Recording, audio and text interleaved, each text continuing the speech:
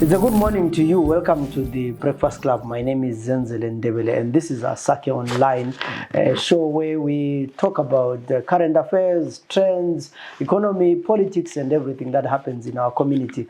I know we are slowly coming out of the election mode. The cabinet has been announced, MPs have been sworn in. We now have the speakers of parliament. Councils are also electing their mayors and council chairs. We're slowly getting back to normal, and everyone is asking themselves, so after all this election period and campaigning, what's changed? And I guess we're asking that question in our many spaces.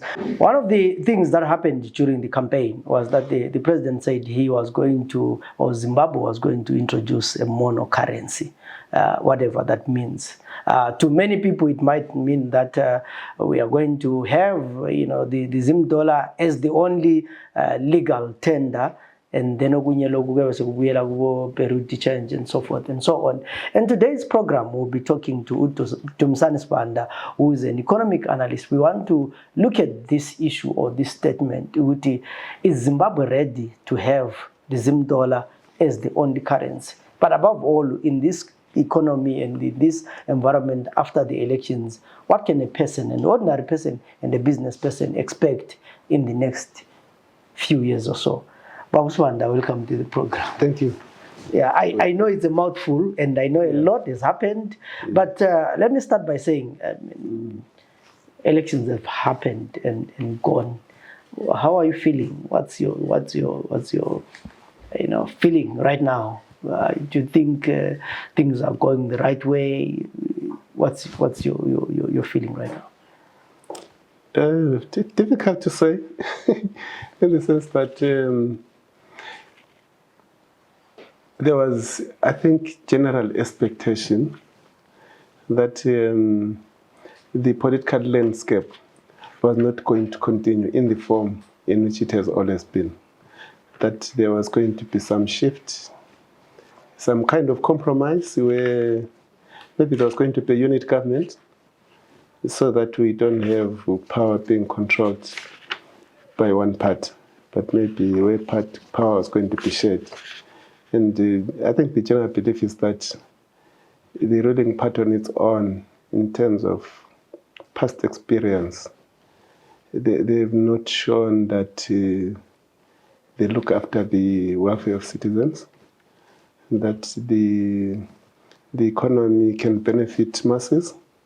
Because when you look at poverty, I think since the collapse or the end of the unit government in 2013 to where we are today, there's been a dramatic increase in terms of poverty, especially urban poverty.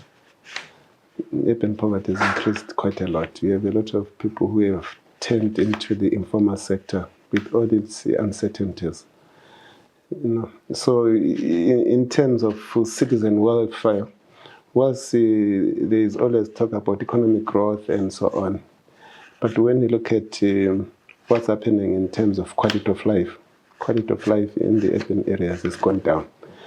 And so people would have expected that maybe there will be a break or some kind of compromise where policy making is going to change, because I think the trajectory from 2013 to 2017, where there was supposed to be a transitional change, we haven't seen anything that suggests that the economy will get better. Yeah, you mentioned quite a number of things, like the fact that people expected maybe a government of national unity, and the system that we use, unfortunately, is the winner takes all. And we've had a situation where someone says, okay, I have the majority, I don't need the other. But also looking at just recently, we have seen the cabinet being announced. As an analyst, if you look at the names and the cabinet, do you think to a businessman it brings in any confidence and hope? Yeah, I think Zimbabwe is, in terms of governance, it's around the president. Whilst we have got members of cabinet and so on, their impact in terms of overall governance and the whole architecture of how the country is run, political, economic, socially, it's around the president because you have an executive president. The other offices, whilst they play their role, in terms of impact, really, the office that's important is that of the president. Yeah, that's quite an interesting fact, because I think in 2018 we saw that a lot of people had hope on Umtuli is going to do this, he's going to do that, but still now people were so angry that he was retained as a minister. Yeah, I think they're shooting at the wrong tree. Really, the most important person in terms of the way this country is governed is the office of the president. I think ultimately that's where the buck stops. When you look at the past cabinet, you had people who are said to be technocrats like Mtuli. There's nothing that reflects that he has the knowledge and skill and wisdom that he has attained from the many years he has been outside the country. It doesn't show on his job. Yeah, it shows a lower level of practice. And his influence and knowledge, whatever it is that you could have expected from him, there's nothing that signifies that we have a person whom theoretically is a person of his caliber and standing. Yeah, that doesn't reflect. We can go through many ministries.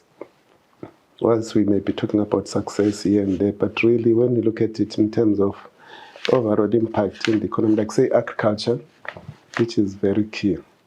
You can go through various products that the country produces. You go through tobacco.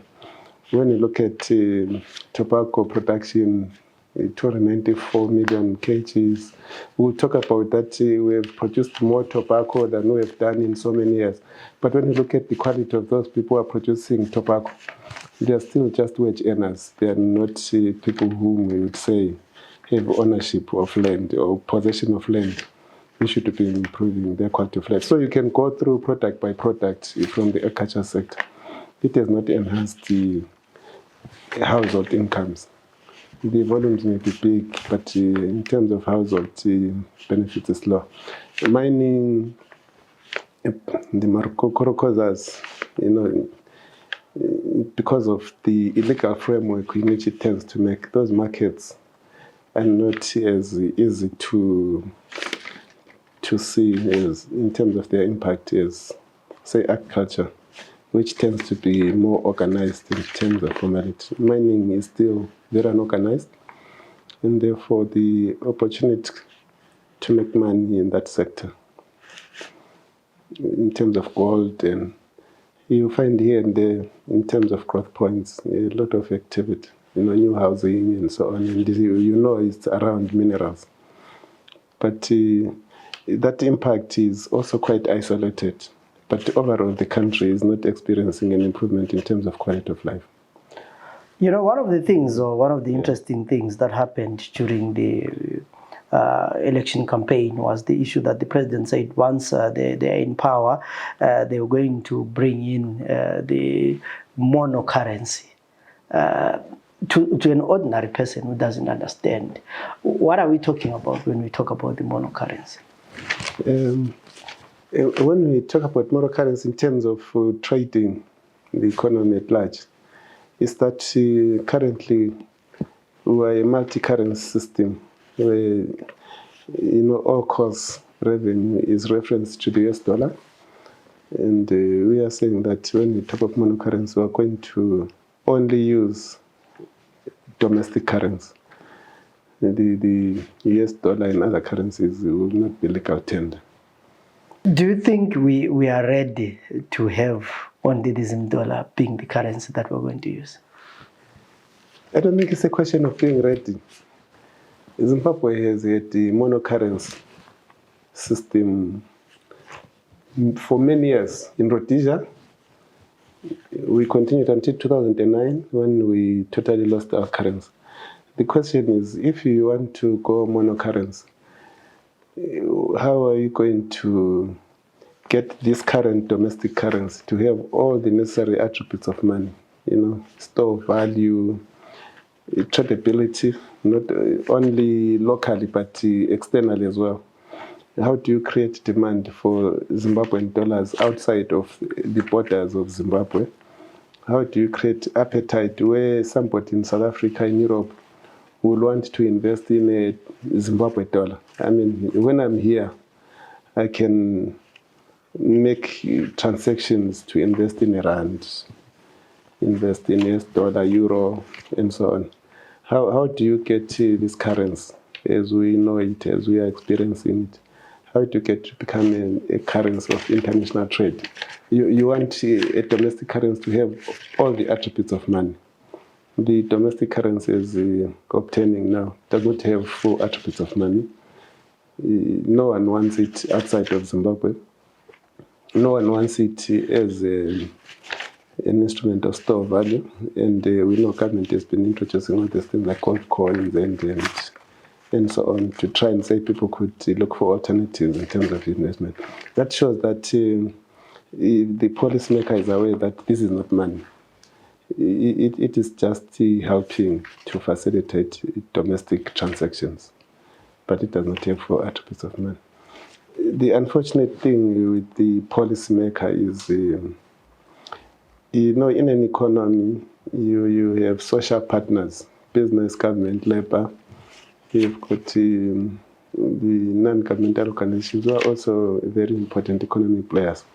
If you have got all these people who have interests, and when pronouncements of policy are made, you have only one player saying we're going to introduce monocurrency. You are saying you are the only one who has wisdom, other people don't have.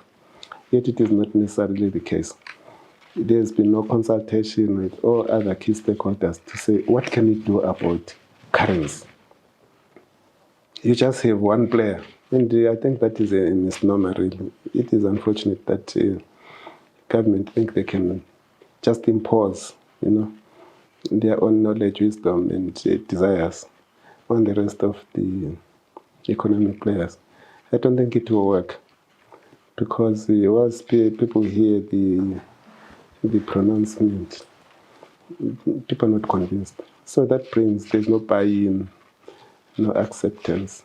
So the government will be working alone, and other people will always be seeking how to hide from this person who is working everywhere in the country, in all roads, saying we're going to introduce a local currency, and everybody will be forced to use that ever currency. You make people seek for shelter because they don't believe in it. They are not part of it. Yeah, you mentioned something interesting, that the Zimbabwean dollar does not have all the attributes of money. In other words, well, it's money, but it's not money. What would you say at the real, or if you expand on that for someone who says, so what are the attributes of money? What is it supposed to do for someone to then say, of course, this money works? Yeah, I think the first thing is store value. If I've got 1 million Zimbabwean dollars today, and it can buy me 1,000 bags of cement, I expect that $1 million to buy 1 bag of cement after 12 months, after 2 years. If there is a variation, it should be minor. Not here where $1 million today buys 1,000, but at the end of the year, $1 million only buys 100 bags. That is not money. It's not money that people can trust. So it means they cannot keep it. Yet in an economy, you expect that people should, as they earn their local money, they should be able to put some of that money into pensions, into savings, and so on, for future use. When you're talking about pension, you're talking about a span of 20, 30 years, and so on. But if money earned today can only be used today, cannot be used tomorrow and the day after tomorrow, that level of uncertainty, it means that is not money. It is only serving the purposes of today. It does not serve the purposes of the future. Also, when you look at money, it must be convertible to other currencies easily. When one is in South Africa, they should be able to go to a South African bank. I've got so much rands, I want Zimbabwean dollars, and the bank in South Africa should be able to do that. For the person in South Africa, a person in the UK who wants to travel to Zimbabwe and they're carrying pounds, they should be able, in a UK bank, convert pounds into Zimbabwean dollars and so on. How do you get that world acceptance? It's still now, that acceptance is not there.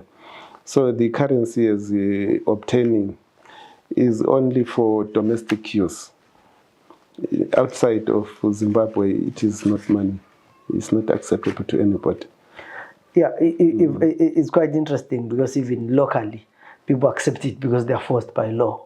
Yeah. But I can say, umfana ukhayela inkomo eplantry, ozatsho ukuthi ungambhadali ngezimdola wantengi lutho, I want to be paid in rands. Yeah. So how do you get to a point then where people trust the money and they can say, okay, you can pay me in Zim dollars and I'll use it?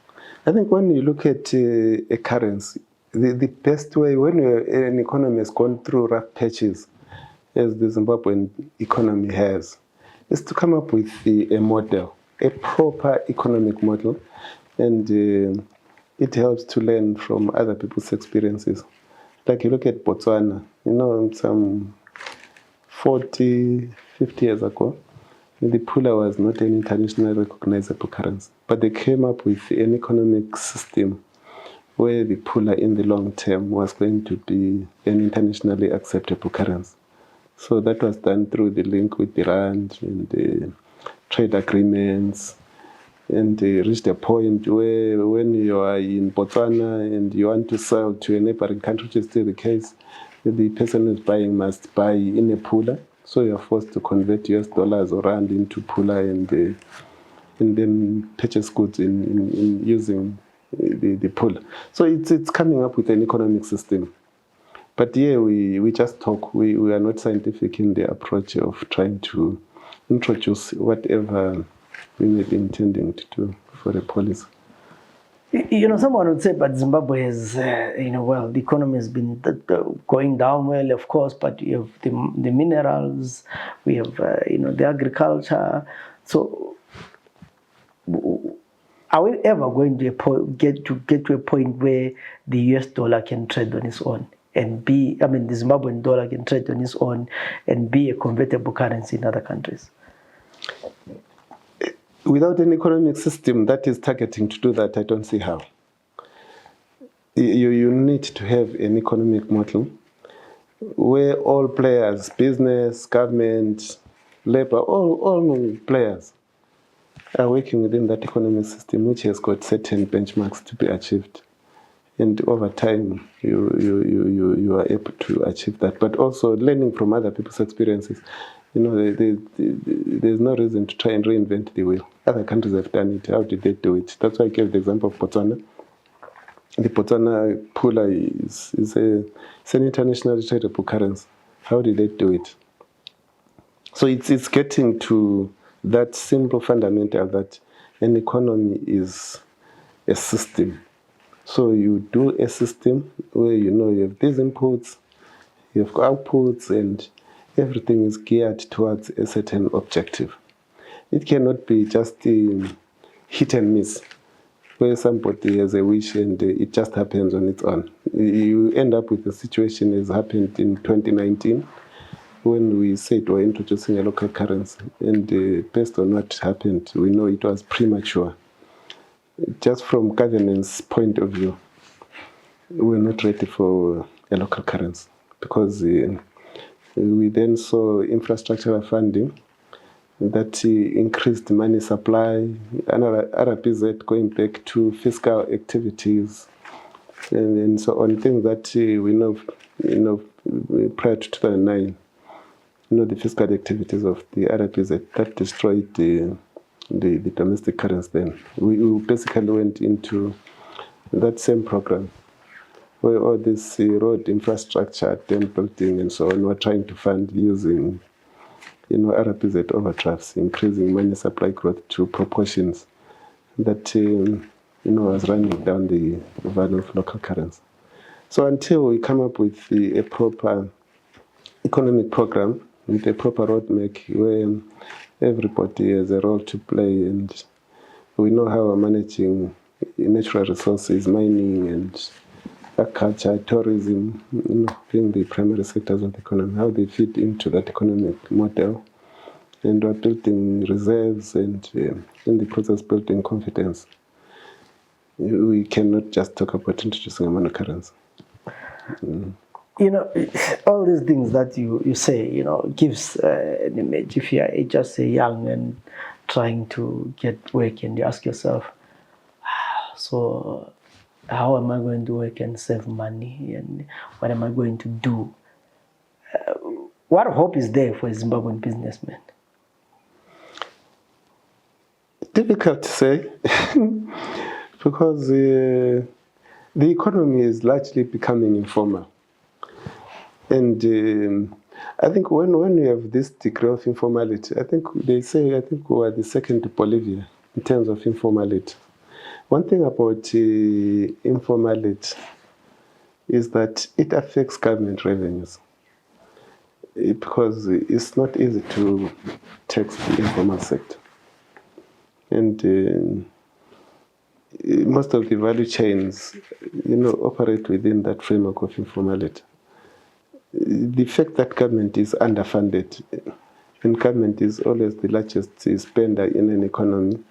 In the current circumstances of Zimbabwe, most people are employed by government in terms of formal employment, and so you look at the whole thing to say where we are as an economy, and then you try to bring in the private sector, which is the businessmen we are talking about, to say how does the private sector fit in this whole thing. What will tend to happen is people would rather earn US dollars, find a way of keeping that money concealed somewhere, and it encourages under declarations. Human beings, they say economic players are rational beings, and people always find ways of surviving, because at the end, really, it's a question of personal survival. And in these circumstances, I think almost every businessman knows that what works for them is that they should have foreign currency. Talking about the informal sector, there's this debate or this argument that Bulawayo is now dirty, people are selling everywhere, and we have a situation where, going to a point where Bulawayo never sleeps. You go to town at 7 o'clock, some people are just coming to work to sell, and the city council has gone to sleep. So there's no, oversight. There's no one who can say, don't do this, don't do that. What can be done to make sure to harness or to put order in that informal sector? Because like you indicated, that people don't pay tax. So if there is a bus that is a rank anywhere by the corner, that means these guys are not paying any rank fees to anyone. Mm-hmm. But how does a city run? Or even talking about Bulawayo specifically, how do they formalize or find a way of putting order where everyone is selling anything anywhere? Yeah, it's because of unemployment. I think, when you look at Bulawayo, I spent some time in Harare. When you compare Harare, Bulawayo has less aggregate demand than Harare, because the way the Zimbabwean economy has been structured, because of distortions coming from governance. If governance system worked and the devolution system was operationalized, where government expenditure, you look at all government departments, they are headquartered in Harare, parastatals headquartered in Harare, regulators headquartered in Harare, and so on. So it means even salaries are being earned in Harare, and suppliers to government departments in respect of consumables and so on, money is spent in Harare. So there is more liquidity in Harare, more spending power in Harare than there is in Bulawayo. Bulawayo was supposed to be an industrial city in the way in which the economy was configured. But the deindustrialization, again, which is a product of use of currency, the US dollar, the strength which led to, it accelerated the dollarization. And if people look at the political side of governance, and the government said, if you are a tax department, you are in Bulawayo, you are going to buy from a Bulawayo company. If you are ZESA, you are based in Bulawayo, you are going to buy from a Bulawayo company. If you are a regulator, you are based in Bulawayo, you are going to buy from Bulawayo. If you are an NRZ, you are based in, and that money is then circulated in the city. It will help to create, another level of income earning, which can bring in some businesses and employment. But as things stand now, really, the employee is a service economy depending on salaries. There's no industry. Whatever is there, it's all informal.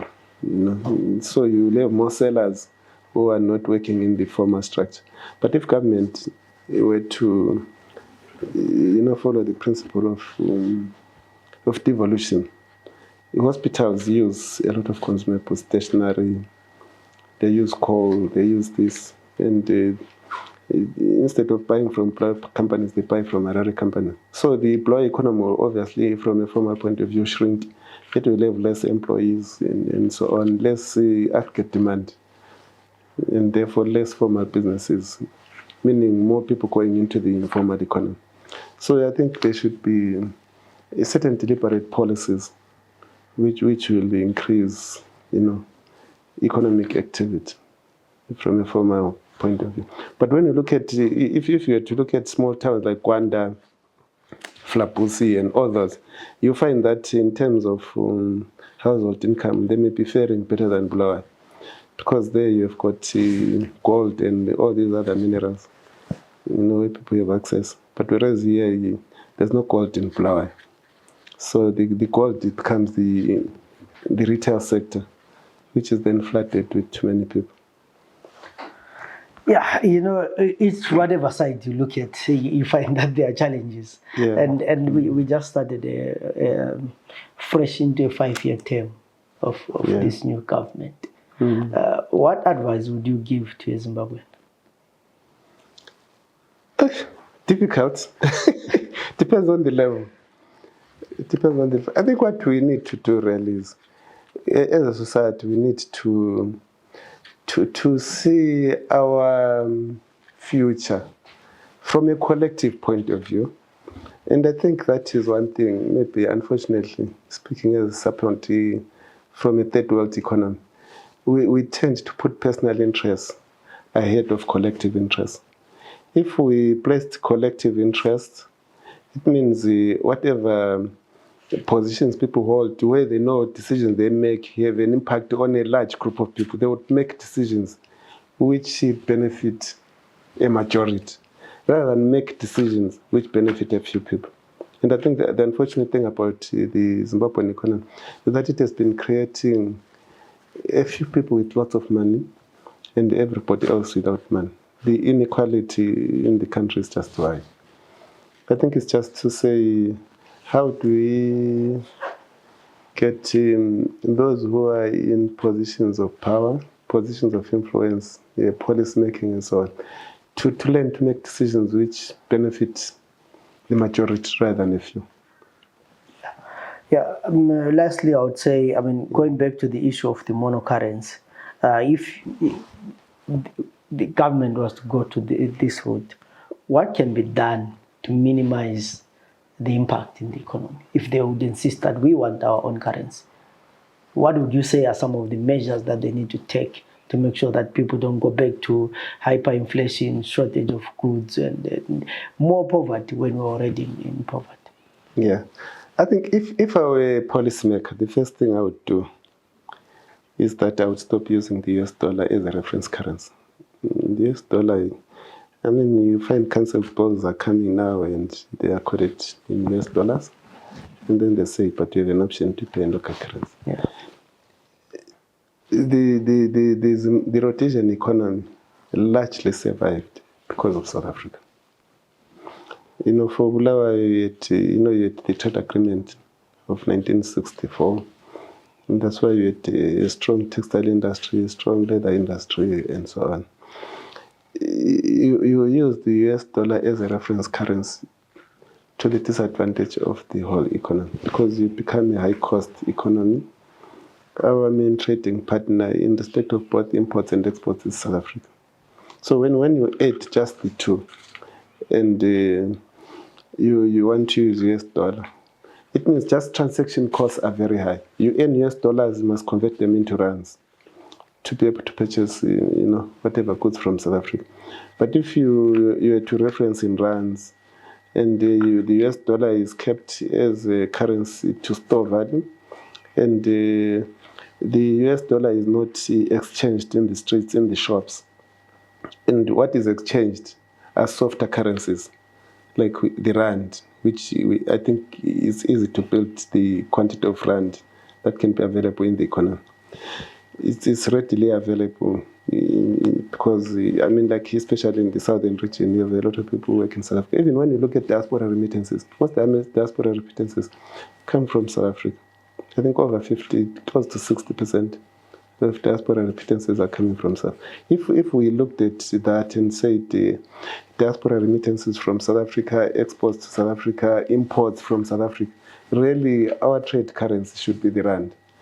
And when you look at Botswana, using them as an example again to how they develop the product to become an international currency, you can then develop an economic system around reality. And the reality is that the Zimbabwean economy is so intricately intertwined to the South African economy. And there's no reason for us, except political expedience, to reference our cost to the US dollar. I would, as a first instance, stop using the US dollar as a reference currency and keep it in the banks for building reserves. That way, then you can subordinate the local currency and link it to the rand, which means that every other fundamental, like money supply growth and so on, economic activity, you then build it in this relationship between the rand and the US and then the local currency. If you develop a roadmap which is based on reality, things that are on the ground, we reference the local currency to the rand. Because that's where our volume of trade is. That's where diaspora remittances are coming from, and so on. And that would be a roadmap to use to introduce a monocurrency, which will build confidence because of that relationship between the rand and the local currency. I mean, even now you look at Namibia, Botswana, Lesotho, Swaziland, everyone around the region, they've managed to keep the fundamentals of their economy in terms of the relationship between the fiscal policy and monetary policy. It's all around the rand. And it would be like that. I mean, even when you look at it in terms of real investment in the country, that you can say is sustainability, it's based on the rand. I mean, Zimplast, Iwuki, Pick and Pay, you look at what really matters in this country, Delta, through InBev, and what matters that we can build in the country and sustainably. We can do it around the rand. So even in terms of introducing a currency, if we looked at this reality of trade between a domestic currency and the rand, and we then looked at how to balance our monetary policy with what happens with the rand, we would be able to build a monocurrency economy. Thank you very much on that explanation. That was Dumisani Sibanda, an economist or an economic analyst, talking to us about the Zimbabwean economy. Zimbabwean economy is always, very difficult to predict. But we are saying, we had during the campaign, and we have many other platforms, that Zimbabwe might think about introducing the Zim dollar as a monocurrency. And our question is, how is that going to affect the economy? But at the same time, even if we are still using the Zim dollar, I mean the US dollar and the Zim dollar, things are quite expensive. You get your bills, water bill in US dollars, and then you have to convert it in Zimbabwean dollars. How many people earn the US dollars? And whether it's internet services, and most of the in shops, the rate differs on where you get it. So things become so expensive. Look at hotel accommodation, tourists who come to Zimbabwe, the food that you buy in a hotel, how things are priced in US dollars. So there's a lot that needs to be done in our economy, in our currency, to make sure that we are not the most expensive destination in the region. There's still a lot of work that needs to be done, and we hope those in power would have these conversations and will make sure that life is better for the ordinary Zimbabwean. My name is Zenzele Ndebele. Till we meet again in other programs, have a good day.